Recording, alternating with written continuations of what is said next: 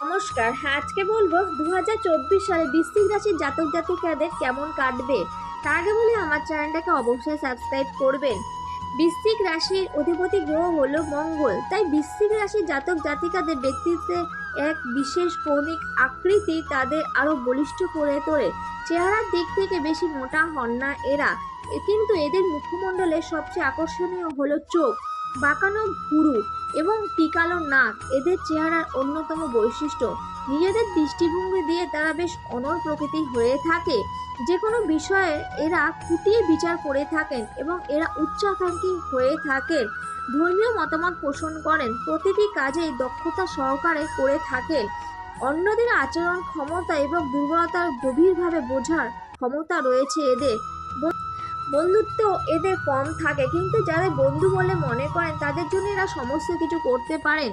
বন্ধু হিসাবে যত বেশি উপকার, আবার শত্রু হিসেবে ততটাই বেদনাদায়ক হয়ে থাকে।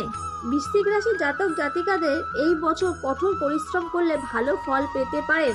যারা ব্যবসা করেন তাদের জন্য উত্থান পতন হতে পারে। এপ্রিল মাসের পর থেকে যদি কোনো সম্পত্তি কেনাকাটার জন্য ভাবেন, সেই ক্ষেত্রে আপনারা শুভ ফল পেতে পারেন। আয়ের নতুন উৎস তৈরি হবে এই বছরে আপনাদের।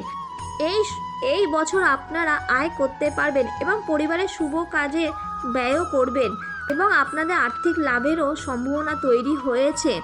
বৃশ্চিক রাশির জাতক জাতিকাদের পারিবারিক জীবনে কিছু চ্যালেঞ্জের সম্মুখীন হতে পারে।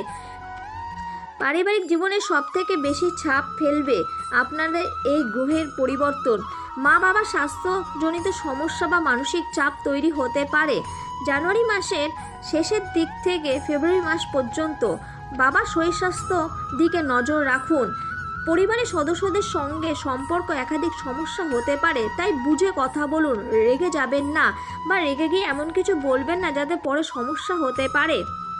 বৃশ্চিক রাশির জাতক জাতিকাদের যারা ব্যবসা করেন তাদের কিন্তু আরও কঠোর পরিশ্রম করতে হতে পারে। স্বভাব আচরণেও স্বল্প পরিবর্তন আসতে পারে। হঠাৎ রেগে যেতে পারেন এবং রেগে গিয়ে এমন কিছু করবেন না যাতে ব্যবসা ক্ষেত্রে সমস্যা হতে পারে।